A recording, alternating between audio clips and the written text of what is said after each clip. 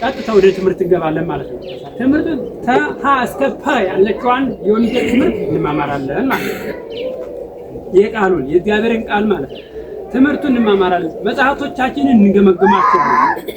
ስለዚህ ሐሰተኛ መጽሐፍቶች ስላሉበት ውስጥን የሚያመሳቅሉ ጌታችንን አምላካችንን ያስቀመጠልን ነቢያቶች የጻፉትን ሐዋርያቶች የጻፉትን በምድረ በዳ በጫካ ሆነው በምናባቸው የነገሩት የጻፉት ተበላሽቶ አሁን ሁሉ አንድ ወደ እዛ ጋር አንድ ካህን እዛ ጋር ሌላ ትምህርት እዛ ጋር አንድ ካህን ሌላ ትምህርት ያስተምራል።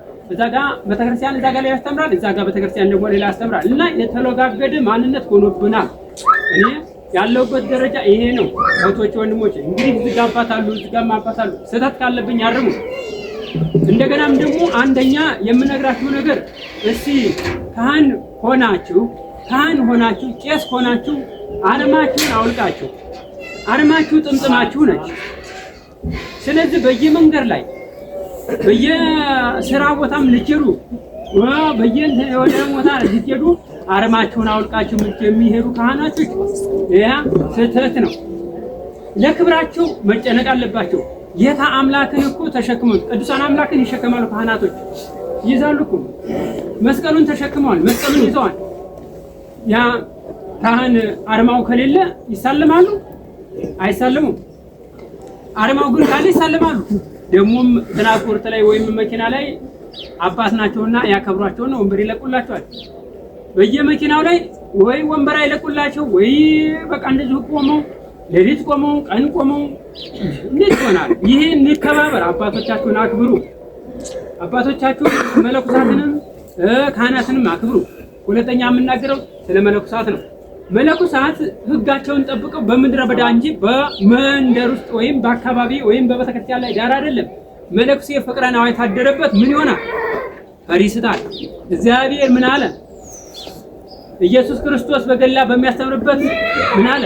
ኢየሱስ ሆይ እግዚአብሔርን መቼ እንደሚመጣ ሲንገረን አሉ። ከቶ የእግዚአብሔር መልአክ ከቶ በመጣበቅ አይመጣም ማለት አይደለ? ከቶ በመጣበቅ አይመጣም። ሕግን ፈጽም አለ። እኔ ከልጅነት እስከ እውቀት ድረስ ሕግን ፈጽሜያለሁ አለ። አንድ ነገር ቀርቷል አለው። ያለህን ሀብት ሸጠህ ንብረትህን ሸጠህ ሀብት ወገኔ ታስል ዘመዴ ታስልና ተከተለኝ መስቀሌን ይዘህ ወለት በለህ ተከተለኝ አለ። አያችሁ ያለው ማንን ነው? መለኩሳትን። መለኩሴ ለመሆን በመለኩሴ ነው እውነት የእግዚአብሔር መልአክ የሚገኘው። እውነት የእግዚአብሔር መልአክ ትእዛዝ የሚመጣልን በመለኩሴ ሕግ ነው። ስለዚህ እግዚአብሔር መልአክ አይታዘዝም አይደል? ይታዘዛል። ስለዚህ መጽሐፍት መሸጥ፣ መስቀል መሸጥ፣